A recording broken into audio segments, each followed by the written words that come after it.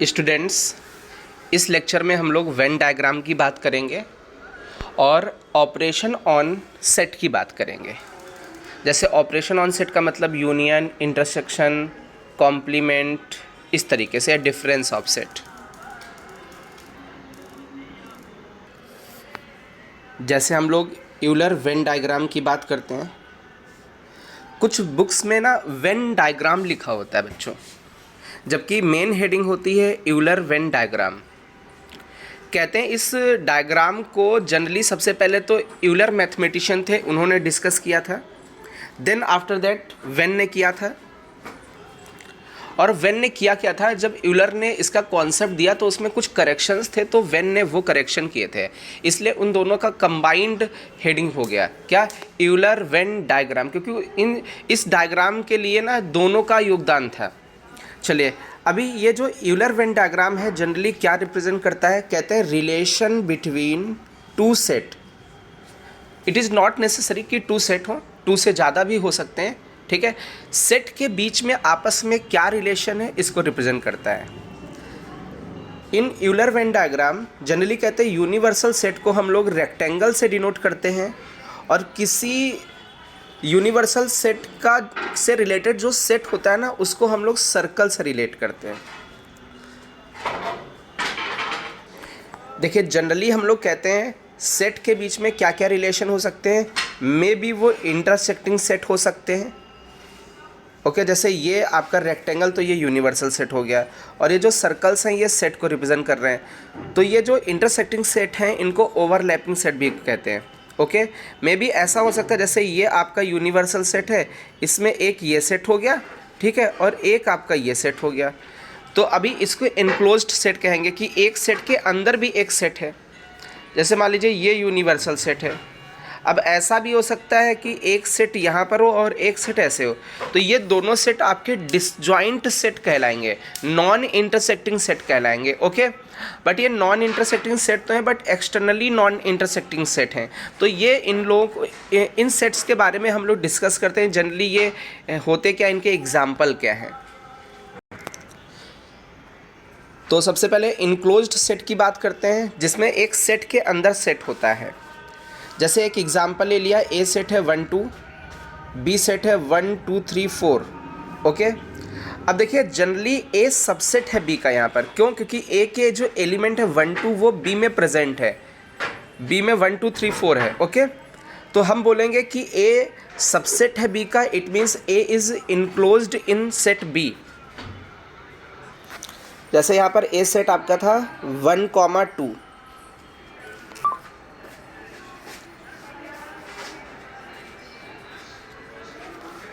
B set आपका था 1 2 3 4।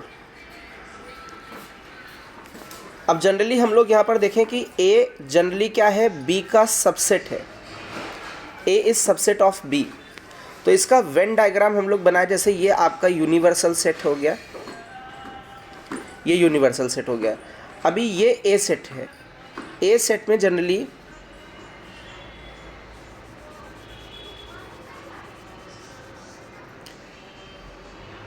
जैसे मान लेते हैं ये ए सेट है, तो इस ए सेट में जनरली कौन दिख रहा है, 1 और 2 दिख रहा है।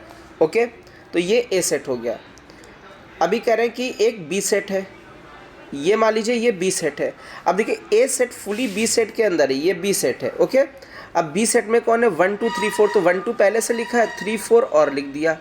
ओके, तो अब देखिए ये जो ए सेट है ना, ये जनरली बी के अंदर है, एनक्लोज्ड है। ओके, जैसे यहाँ पर डायग्राम भी बना रखा है, ठीक है, तो ये एनक्लोज्ड सेट कहलाएंगे। चलिए, सेकंड हम लोग इंटरसेक्टिंग सेट की बात करते हैं।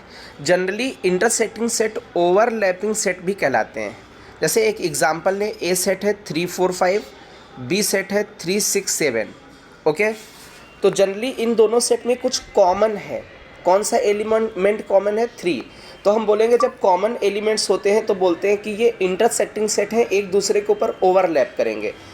जैसे एक एग्जांपल हम लोग ले लेते हैं, एक एग्जांपल लेते हैं जो भी यहाँ दे रखा है। ए सेट आपका क्या था, 3 4 5। ओके, ये ए सेट हो गया। एक बी सेट है, बी सेट था 3, 6, 7। अब जनरली इनको वेन डायग्राम पर रिप्रेजेंट करें। जैसे ये आपका एक यूनिवर्सल सेट हो गया, ये यूनिवर्सल सेट रेक्टेंगल से रिप्रेजेंट हो गया। अब देखिए ये ए सेट हो गया माना और ये बी सेट है, तो इस ए और बी में जनरली क्या कॉमन है, ये तो यूनिवर्सल सेट था रेक्टेंगल, तो ए और बी सेट में दोनों में ये 3 एलिमेंट है जो कि दोनों में है। अच्छा ए में 3 तो लिख गया है, अब 4 और 5 और लिखना है तो 4 और 5 ये और लिख दिया। अच्छा बी में 3 लिख गया है, 6, 7 और लिख देते हैं। तो अब बहुत ध्यान से देखें, ये ए और बी इंटरसेक्टिंग है, ए और बी आपस में ओवरलैपिंग है, क्योंकि कि कुछ कॉमन एलिमेंट हैं, जिस जगह पर वो कॉमन है ना उस जगह वो ओवरलैप कर रहे हैं। तो हम लोग यहाँ पर बोल सकते हैं A and B are overlapping sets. चलिए अभी third set, non intersecting set मतलब डिसजॉइंट सेट की बात करते हैं। ऐसे सेट जो नॉन इंटरसेक्टिंग है बट एक्सटर्नली होने चाहिए। इट मीन्स उनमें कोई कॉमन एलिमेंट नहीं होना चाहिए। डिसजॉइंट का मतलब ही होता है कि कॉमन एलिमेंट ना हो। जैसे एक हमने सेट एक एग्जाम्पल ले लिया, जनरली एग्जाम्पल है यहाँ पर दे भी रखा है। ए सेट है आपका, ए सेट है 2, 3, 6, 2, 3, 6। एक बी सेट ले लेते हैं, बी सेट है 1, 4, 5, ये बी सेट हो गया। अब जनरली इनका वेन डायग्राम देखें तो ये एक यूनिवर्सल सेट हो गया, ये यूनिवर्सल सेट हो गया। अच्छा जैसे ये ए सेट है, तो ए सेट में कौन है, 2 है, 3 है और 6 है, तो ये तो ए सेट हो गया। चलिए एक ये बी सेट ले लेते हैं, एक ये बी सेट हो गया, दैट इज़ 1, 4, 5, तो ये बी सेट। देखिए इन दोनों में कोई कॉमन एलिमेंट नहीं, ये डिसजॉइंट हैं, एक्सटर्नली हैं। ओके, तो आई थिंक यही वेन डायग्राम यहाँ पर बना हुआ है। तो जनरली हम लोग देखें तो वेन डायग्राम 3 काइंड के रिलेशंस को रिप्रेजेंट कर रहा है। सबसे पहला तो हो गया आपका एनक्लोज्ड सेट, एक के अंदर एक होगा, दूसरा ओवरलैपिंग, या फिर थर्ड आपका डिसजॉइंट सेट होंगे, नॉन इंटरसेक्टिंग एक्सटर्नली। चलिए अभी हम लोग कुछ ऑपरेशंस ऑन सेट की बात करते हैं। सबसे पहला ऑपरेशन है आपका first operation, union of sets. तो यूनियन ऑफ सेट्स का मीनिंग क्या होता है, जैसे एक एग्जांपल लेते हैं। जैसे यहाँ पर दे भी रखा कि ये ए सेट है, ए सेट में 1, 2, 3 है। ओके, एक ये बी सेट है जिसमें 2, 3, 4, 5 है। अब दो यहाँ पर यूनियन लिख रखा है, यूनियन में क्या है, ए के भी सारे एलिमेंट हैं, जैसे अलग से लिख के दिखा दे रहे हैं।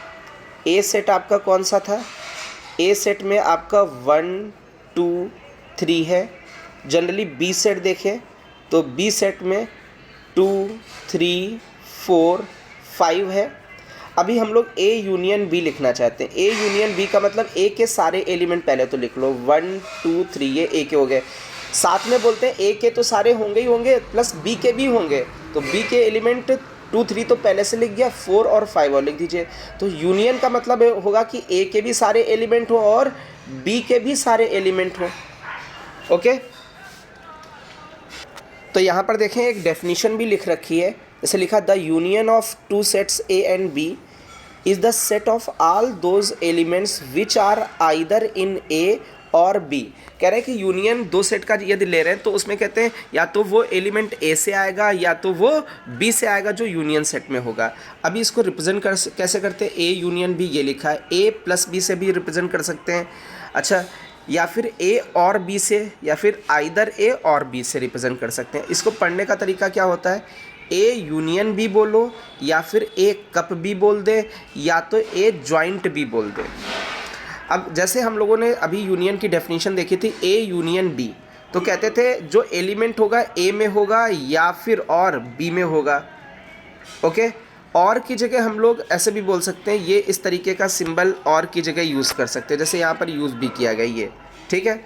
तो यहाँ x बिलोंग्स टू ए और x belongs to B, clear है। तो और ऐसे लिख दो या फिर इस तरीके से लिख दो, बोथ आर सेम। तो कहते हैं वो जो x होगा या तो a में होगा या तो b का एलिमेंट होगा, वही यूनियन में आएगा। चलिए हम लोग इस लाइन का डिस्कशन करते हैं। जैसे यहाँ पर दे रखा है A1 union A2 union A3 dash dash dash union AN। तो हम लोग इसको इतने बड़े से इस ऑपरेशन को हम लोग कुछ इस तरीके से लिख सकते हैं, यूनियन लिखा, ए आई लिख दिया। अब आई की वैल्यू जनरली हम कहेंगे 1 से लेकर के n तक। यदि आई की जगह 1 रखोगे तो a1 मिलेगा, 2 रखने पर a2 मिलेगा, 3 रखने पर a3, लास्ट में क्या रखोगे n, तो ये an मिल जाएगा। और उसके पहले यूनियन लगा हुआ तो सभी जगह यूनियन लगा दें। तो इस इतने से बड़े से हम लोग इतने बड़े को इतने छोटे में भी लिख सकते हैं। ओके, चलिए जैसे एक ये एग्जाम्पल लेते हैं हम लोग।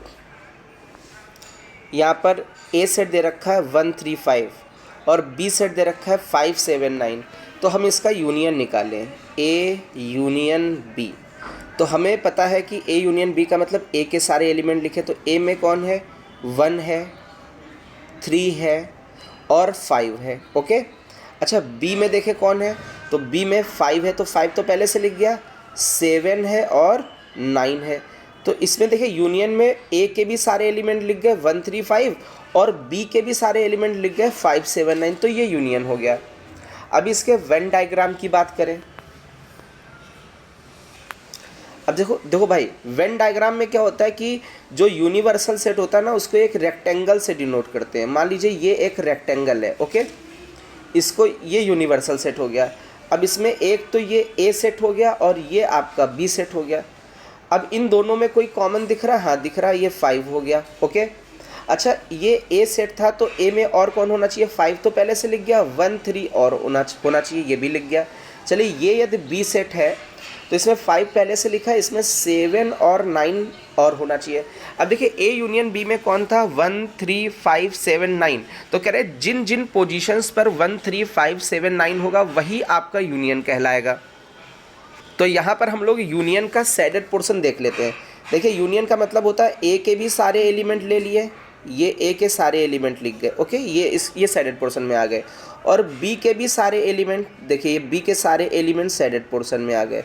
ओके, तो ये जो पिंक पोर्शन है ना, इसी पोर्शन को हम लोग बोलेंगे A union B. This is A union B. Okay, means A के भी सारे एलिमेंट हैं और बी के भी, जहाँ जहाँ ए सेट बी सेट है वो आपका ए यूनियन बी कहलाएगा।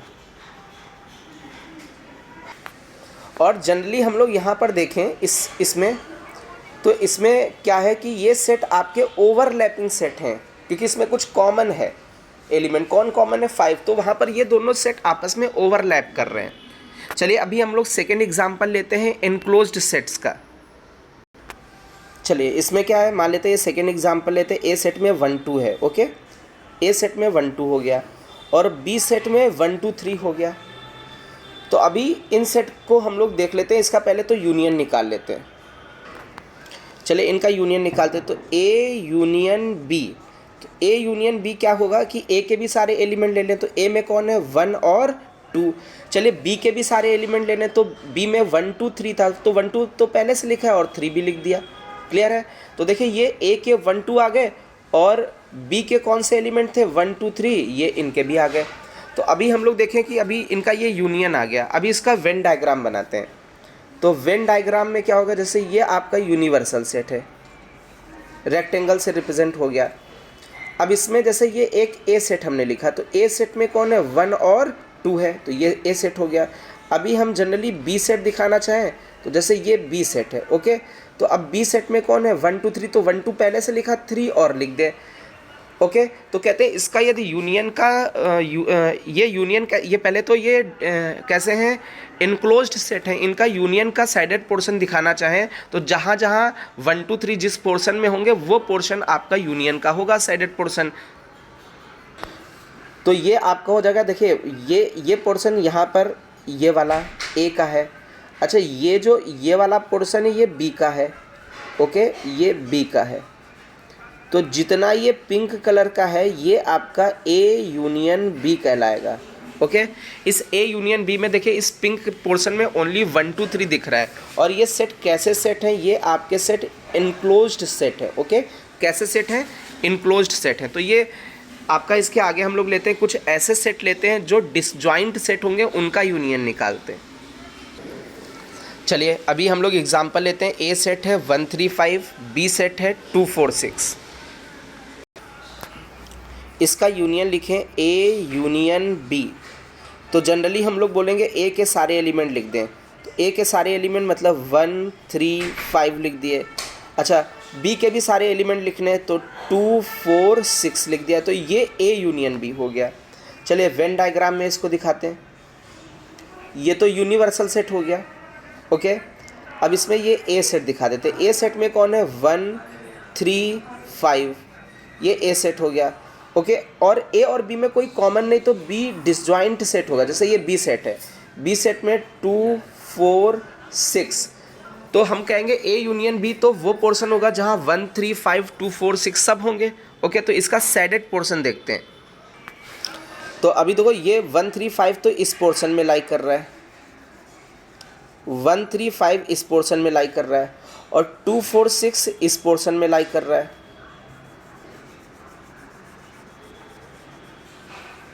ओके।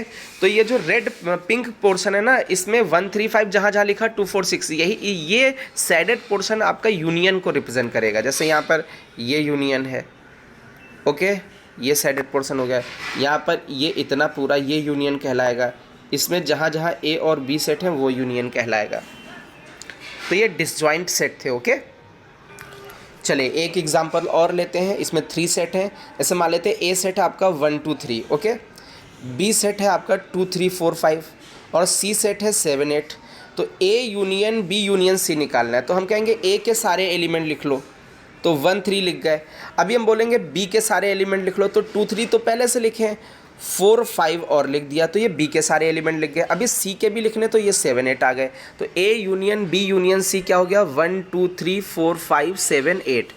अब देखो भाई, ए और बी में ना कुछ कॉमन है, तो ये इंटरसेक्टिंग सेट हैं ये आपस में, और सी ना तो ए में कॉमन है और ना ही बी में, तो सी ना डिसजॉइंट होगा ए से भी और बी से भी, ओके। तो इसका हम अलग से एक वेन डायग्राम बना के दिखाते हैं। चलिए, जैसे ये आपका यूनिवर्सल सेट है। अब इसमें ये ए सेट हो गया, ये आपका बी सेट हो गया। तो ए और बी में कॉमन कौन है, 3 है और 2 है, 2 और 3 कॉमन है। ये ए सेट था और ये बी सेट था। अच्छा, ए में बचा कौन, 1। देखिए ए सेट में 1 2 3 लिख गया। अभी बी में कौन था, 2 3 4 5 और लिखना है, 4 5 लिख दिया। अब देखिए ये जो सी सेट ना 7,8, ये ना तो इसका एलिमेंट ए के साथ कॉमन है ना ही बी के साथ, तो सी बिल्कुल अलग हो गया। ये इसके अंदर है आपका 7 और 8। अब यूनियन का मतलब होता है ए को भी ले लो, बी को भी ले लो और सी को भी ले लो। तो इसका सैडेड पोर्शन हम लोग देखते हैं। तो हमें ए के सारे एलिमेंट लेने थे, तो ये सारे के सारे ए के एलिमेंट ले लिए। बी के भी एलिमेंट लेने थे, तो बी के ये सारे एलिमेंट ले लिए, और सी के भी लेने थे, तो सी के ये सारे एलिमेंट ले लिए। जहाँ जहाँ ए बी सी सेट होंगे वो आपका यूनियन कहलाएगा। तो ये जो पिंक पोर्शन है ना, ये आपका साइडेड पोर्शन, जैसे यहाँ पर ये साइडेड पोर्शन हो गया, ए बी ले लिया और ये सी ले लिया, तो ये साइडेड पोर्शन आपका यूनियन को रिप्रेजेंट करेगा। चलिए अभी कुछ इसकी प्रॉपर्टीज़ लेते हैं। कहते हैं कि ए हमेशा subset or equal to be होगा। इसका एग्जाम्पल के थ्रू हम लोग देखते हैं एक्सप्लेनेशन। जैसे मान लीजिए एक ए सेट है, ए सेट में आपका 1 है, 2 है और 3 हो गया, 1 2 3 हो गया, ओके। अभी हम लोग बी सेट लेते हैं, तो बी सेट में हम लोग मान लेते हैं 2 3 4 हो गया, ये बी सेट हो गया, ओके। अभी हम लोग सी सेट लेते हैं, सॉरी सी सेट क्या, ए यूनियन बी निकाल लेते हैं, ए यूनियन बी। तो ए यूनियन बी का मतलब ए के सारे एलिमेंट लिख देने हैं। तो ए का एलिमेंट है 1 2 3, और बी के भी सारे एलिमेंट लिख देने। तो 2 3 तो पहले से लिखा है, 4 और ले लें, तो ये आपका ए यूनियन बी आ गया। अब बहुत ध्यान से देखिए, ये जो ए यूनियन बी आया इसमें 1 2 3 4 है, जबकि ए में क्या है 1 2 3। तो यहाँ पर तो ये दिख रहा है कि ए सबसेट है बी का, सॉरी ए यूनियन बी का, ओके, क्योंकि ए के सारे एलिमेंट 1 2 3 ना ए यूनियन बी में है। अच्छा, ये इक्वल क्यों लगा है, हम लोग एक दूसरा एग्जाम्पल लेके देखते हैं। चले, जैसे अभी हम लोग ले लें एक ए सेट है, ओके। ए सेट हमने मान लिया 1 2 3, 1 2 3, और एक हमने बी सेट ले लिया, एक बी सेट हमने ले लिया। बी सेट मान लेते हैं 2 3 है, ओके। तो अभी हम लोग ए यूनियन बी निकालते हैं, ए यूनियन बी। तो कहेंगे ए के सारे एलिमेंट लिख लो, 1 2 3 आ गए। अच्छा, बी के भी सारे एलिमेंट लिख लो, बी के तो सारे एलिमेंट पहले से ही लिखे हैं, तो ये ए यूनियन बी आ गया। तो यहाँ पर देखें तो ए हमारा ना ए यूनियन बी के इक्वल आ गया भाई। ए में भी 1 2 3 है और बी में भी 1 2 3 इक्वल आ गया, और इटसेल्फ सेट भी हमारा सबसेट कहलाता है, तो सबसेट और इक्वल टू यहाँ लग जाएगा। तो ये आपकी ये लाइन क्लियर हो गई होगी। सिमिलरली हम लोग ऐसे बोलते हैं कि भाई ए यूनियन बी निकालो, तो उसमें बी तो प्रेजेंट होगा ही होगा, तो B is also a subset or equal to A union B. जैसे ए के लिए एग्जाम्पल लिया, वैसे ही हम लोग बी के लिए भी एग्जाम्पल ले सकते थे। चलिए अभी इस लाइन को देखते हैं। इसमें लिख रखा है A union B, B union A के इक्वल होगा। जैसे हमने ए मान लीजिए, ए ले लिया 1 2, और बी ले लिया हमने 2 3। तो जनरली ए यूनियन बी देखें, ए यूनियन बी का मतलब होगा ए के सारे एलिमेंट लिख लो, तो 1 2 लिख लिया, और बी के भी सारे एलिमेंट, तो बी का 2 तो पहले से लिखा, 3 लिख दिया, तो ये ए यूनियन बी आ गया। चलिए हम लोग यदि बी यूनियन ए निकालें, तो बी यूनियन ए का मतलब बी के सारे एलिमेंट लिख लीजिए, 2 3 लिख लिया, और ए के भी लिख लीजिए, ए का 2 तो पहले से लिखा, ये 1 लिख गया। तो अभी तो ये ए यूनियन बी और B union A both are equal. A union B में 1 2 3 है, और बी यूनियन ए में 2 3 1, 2 3 1 का मतलब 1 2 3 है, तो बोथ आर इक्वल। तो कहते हैं ए यूनियन बी और बी यूनियन ए इक्वल होते हैं। चलिए अभी देखते हैं ए का इटसेल्फ यूनियन कर दें हम लोग, ए का इटसेल्फ यूनियन। एक ए यूनियन ए तो ए देगा। जैसे एग्जाम्पल ले लें, ए हमारा लिखा है, ए में 1 2 है, और ए यूनियन ए करेंगे, इसका मतलब ए के सारे एलिमेंट लेने और ए के ही लेने हैं, ये तो इक्वल टू ए आ जाएगा भाई, सीधे सीधे दिख रहा है। इसमें ए के एलिमेंट्स लिखे हैं तो ये इक्वल टू ए आ जाएगा। तो A union A equal to A होता है, ओके। चले इस लाइन में देखें हम लोग क्या लिखा हुआ है। इसमें लिखा है A union B union C. बस यहाँ पर बी यूनियन सी पहले लिया जाएगा, फिर ए के साथ यूनियन किया जाएगा, और यहाँ पर ए यूनियन बी पहले लिया जाएगा और सी के साथ यूनियन किया जाएगा।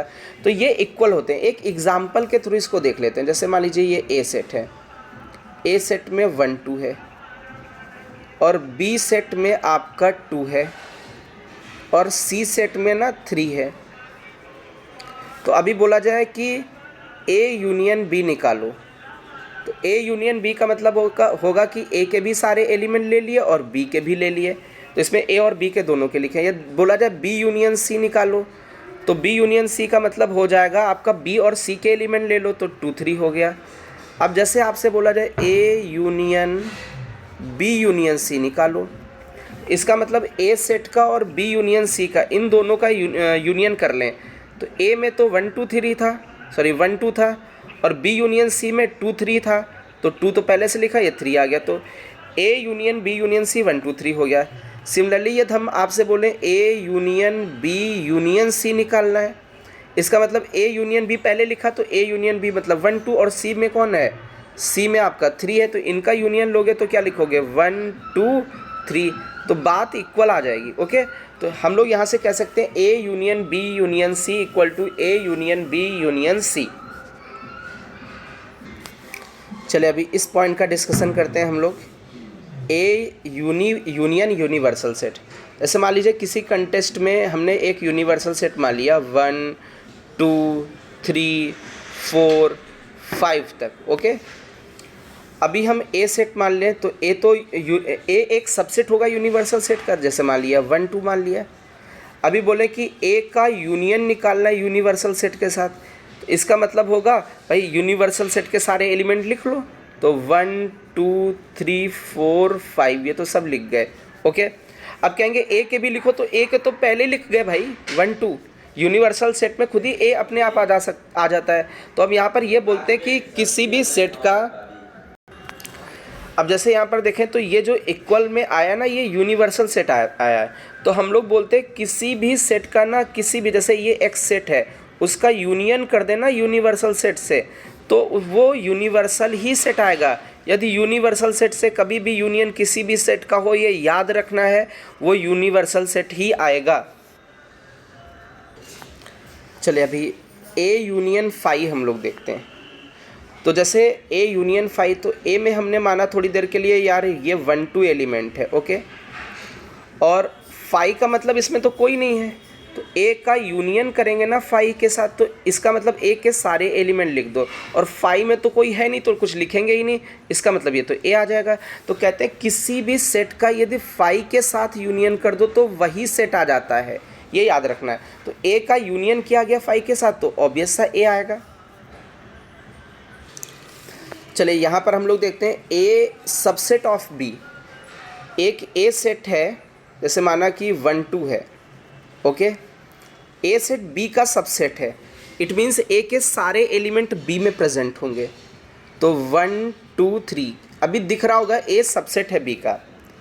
तो अभी हम लोग ए यूनियन बी निकालें, इसका मतलब हो गया कि ए के भी सारे एलिमेंट लेने हैं और बी के भी सारे एलिमेंट लेने हैं, ओके। तो अभी देखो ये जो सेट है ना, ये बी के इक्वल है, तो कहते हैं ए सबसेट है बी का, तो ए यूनियन बी बी आएगा। और जैसे बोल दिया जाता है बी सबसेट है ए का, तो ए यूनियन बी ए आ जाएगा। वो डिपेंड करेगा कि क्वेश्चन क्या है और कौन किसका सबसेट है। तो जैसे ए सबसेट था बी का, तो ए यूनियन बी बी आएगा, जो सुपर सेट है वो आने वाला होता है।